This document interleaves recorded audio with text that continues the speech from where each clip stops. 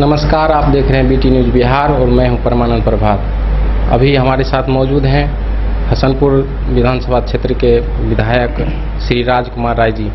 आइए उनसे जानते हैं अपने क्षेत्र में क्या सब विकास हुआ है। जी नमस्कार बीटी न्यूज़। चलिए, आपको भी नमस्कार। इस क्षेत्र में जो विकास हुआ है वह तो आप लोग स्वयं क्षेत्र में घूमते होंगे, वो देखते होंगे। जो काम हुआ है वो तो आम जनता को दिखाई देता होगा कि इस क्षेत्र में मुझे जैसे लग रहा है कि हम लोग को तो उतना उम्र है नहीं, लेकिन जिस दिन से हम लोग राजनीति में आए हैं उस दिन से जो हम लोग जिस दल के कार्यकर्ता थे उस समय भी देखे, जो माननीय हम लोग के प्रतिनिधि थे, एमएलए थे, तो उस समय में जो काम हुआ या नहीं हुआ वो आप लोग और यह हसनपुर की जनता भी जान रही है। जब से हसनपुर की जनता ने हमारे जैसे एक साधारण किसान के पुत्र पर भरोसा जताया है, उस दिन से लगातार हसनपुर में जो हम लोग अपने क्षेत्र की जनता का आवाज़ है उसको लगातार विधानसभा में हम लोगों ने प्रश्न किया और साथ साथ अपने नेता आदरणीय मुख्यमंत्री जी से मिले और मिल करके इस इलाके की विकास के लिए लगातार प्रयास किया है। अब देख रहे हैं कि हसनपुर में कई पंचायत बाढ़ पीड़ित है।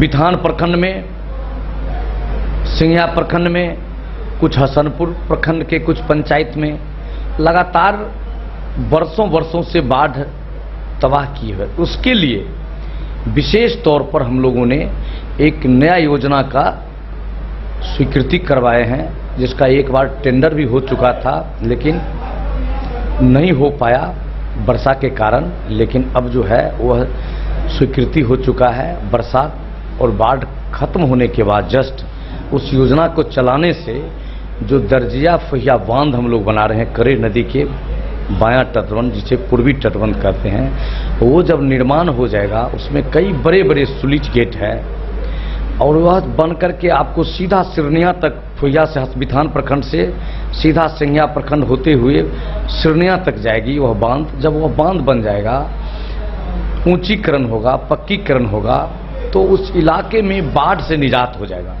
उस इलाके के किसान की माली हालत सुधरेगा। बाढ़ का पानी जो कमला, करे, कोसी है वह पानी नहीं जाएगा। इतना ही नहीं, हसन मेरे विधानसभा के साथ साथ दरभंगा जिला के कई प्रखंड में पानी नहीं जाएगा। कुशेश्वर, घनश्यामपुर, सतीघाट, बिरौल इत्यादि जो प्रखंड है उस वहाँ भी पानी नहीं जाएगा। इस इलाके में मिथिलांचल के कई प्रखंड जो है वह बाढ़ से मुक्ति मिलेगा। वहाँ के किसान, गरीब, मजदूर सभी लोगों को लाभ मिलेगा। तो हम लोग ये एक बड़ी योजनाओं को, जिसकी लागत 651 करोड़ रुपये है, तो इतनी बड़ी प्रोडक्ट जब चलेगा यहाँ, तो यहाँ के किसान को बहुत ही अच्छा लाभ मिलेगा और लगातार उसकी माली हालत सुधरेगा। आप देख रहे हैं उसकी घर बाढ़ में गिर जाता है तो पशु मर जाता है या कई प्रकार की घटनाएं होती रहती है, मनुष्य डूब जाते हैं। तो ये सबसे हम लोग बचाव के लिए बहुत बड़ा योजना को लाए हैं और इससे पहले जो जनप्रतिनिधि थे कभी सोचा नहीं था कि इस इलाके में बाढ़ नहीं आवे, इस इलाके को बाढ़ से मुक्ति कैसे मिलेगा, इसके लिए उन लोग को पता नहीं था, पता नहीं। लेकिन हम लोग के आदरणीय मुख्यमंत्री जी ऐसे काम करते हैं जो आज तक कोई नहीं किया है, जिस पर कभी ध्यान नहीं गया था। तो हम लोग ऐसे ऐसे कामों को करके इस क्षेत्र को विकास करते हैं। जहाँ तक शिक्षा की बात है तो आप यह भी देखे होंगे कि पहले गांव में विद्यालय नाम का चीज नहीं था, विद्यालय दिखाई नहीं पड़ता था। लेकिन 2005 के बाद जब से माननीय मुख्यमंत्री जी बिहार में मुख्यमंत्री पद पे आसीन हुए हैं और बिहार की जनता ने उन पे भरोसा जताया है, तो माननीय मुख्यमंत्री जी अपने इच्छा शक्ति के बल पे बिहार में लगातार शिक्षा पर भी काम किए हैं। आप देख सकते हैं, जिस गांव जाइएगा तो गांव में, पंचायत में विद्यालय, प्रारंभिक विद्यालय, मध्य विद्यालय, उच्च विद्यालय हम लोग पंचायत स्तर तक पर में स्वीकृति करवा दिए हैं। हसनपुर विधानसभा की बात के साथ साथ सूबे बिहार की हम बात करते हैं कि सभी बिहार के सभी पंचायतों में उच्च विद्यालय, उत्क्रमित माध्यमिक विद्यालय की स्वीकृति दे करके उस सभी क्षेत्र के बच्चियों को उसमें जो है उस इलाके के बच्चे शिक्षित हो जाएं पढ़े लिखे आगे बढ़े, इसके लिए जो है हम लोग काम किए हैं। हम अपने हसनपुर विधानसभा की बात करें तो हसनपुर विधानसभा में 38 पंचायत है। इसमें कई पंचायतों में पहले से उच्च विद्यालय लोग विकास कर रहे हैं, तो विकास का मुद्दा मेरा होगा। हमने काम किया है, हम लोग सरकार काम किया है बिहार से लेकर के हमारे हसनपुर विधानसभा तक। तो आप देखिए 10 साल 15 साल का बिहार, 10 साल 15 साल पहले का हसनपुर और अभी का हसनपुर में कितना अंतर है। आप जहां भी आए हैं, यहां आज के मौसम में आ नहीं सकते थे, यहां नदी पार करके आते, गमछा बदल करके आते, फुल पेंट शर्ट जूता लगा के यहां नहीं आते। लेकिन आज आप देखिए 4 चक्के से आए हैं। बाढ़ इलाका है और बाढ़ इलाका के सभी गांवों में हम लोग पक्की सड़क की स्वीकृति कर दी है, बन भी गया है। तो स्वाभाविक है जब मेरा ये दर्जिया फुहिया बांध बनेगा तो मेरे क्षेत्र में किसी गाँव में पानी नहीं जाएगा। आप 12 मास सूखा रहेगा, सड़क सूखा रहेगा, आप सभी गांव में जा सकते। तो लगातार हम लोग काम किए हैं और मेरा धर्म है, कर्म है कि जब जनता ने मुझे सेवा का अवसर दिया तो अब धर्म के साथ अपने क्षेत्र की विकास करें। और युवाओं को भी हम लोग रोजगार देने के लिए, महिलाओं को भी रोजगार देने के लिए उसको विद्यालय में हम लोग बना रहे हैं कि पढ़े लिखे ज्ञान होगा तो नौकरी करे। नौकरी जिन भाइयों को नहीं मिल पाएगा, काहे तो जनसंख्या बढ़ गया है, तो उसके लिए हम लोग उनको अनुदान दे रहे हैं 5 लाख रुपया। उसको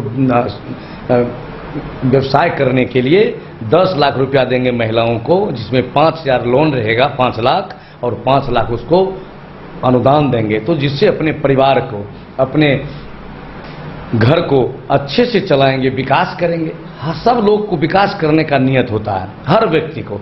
तो स्वास्थ्य से लेकर के सड़क, बिजली, सब पर विकास हो रहा है सरकार। और परिवार के विकास के लिए भी हम लोग उसे अनुदान दे रहे हैं 5-5 लाख रुपया। जो पार्ट 2 का जो हम लोग 7 निश्चय पार्ट 2 जो कर रहे हैं, उसमें सभी वर्गों के महिलाओं के लिए हम लोग जो शिक्षित हैं उसको 10 लाख रुपया दिलवाएंगे, जिसमें 5 लाख रुपया उसको देना होगा और 5 लाख उसको हम लोग अनुदान दे रहे हैं ताकि वह कोई अच्छा रोजगार करे, अपने परिवार की माली हालत को सुधारे।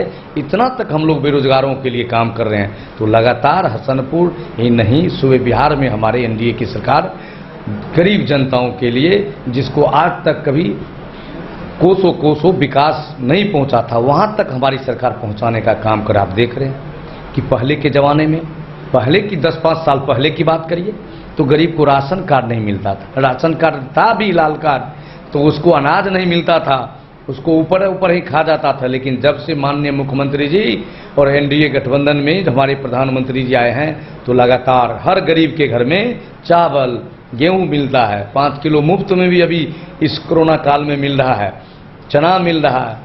एक 60 वर्ष के जो बुजुर्ग हैं, महिलाएं हैं, उस सबको हम लोग वृद्धजन पेंशन दे रहे हैं। आज तक ऐसा कभी नहीं था। जितने व्यक्ति बिहार के गरीब बुढ़वा जो भी व्यक्ति हैं जो 60 वर्ष उम्र हो गया, उस सभी को हम लोग पेंशन देने का काम कर रहे हैं, दिलवाने का काम कर रहे हैं। तो लगातार हम लोग गरीबों के साथ हैं, मजदूरों के साथ हैं और सभी वर्ग के पिछड़ा जो गरीब हैं, हर वर्ग में गरीब होते हैं, सबके लिए हम लोग रोजगार और सबकी व्यवस्था कर रहे हैं।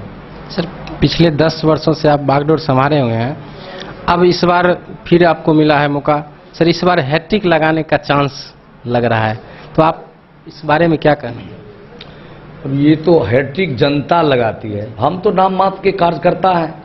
यहाँ कार्यकर्ता तो एक दास है, सेवक हैं हम लोग। जनता सेवा का अवसर देंगे, जनता वोट देता है, हम तो अपना वोट एक ही डालेंगे, सब जनता देगा।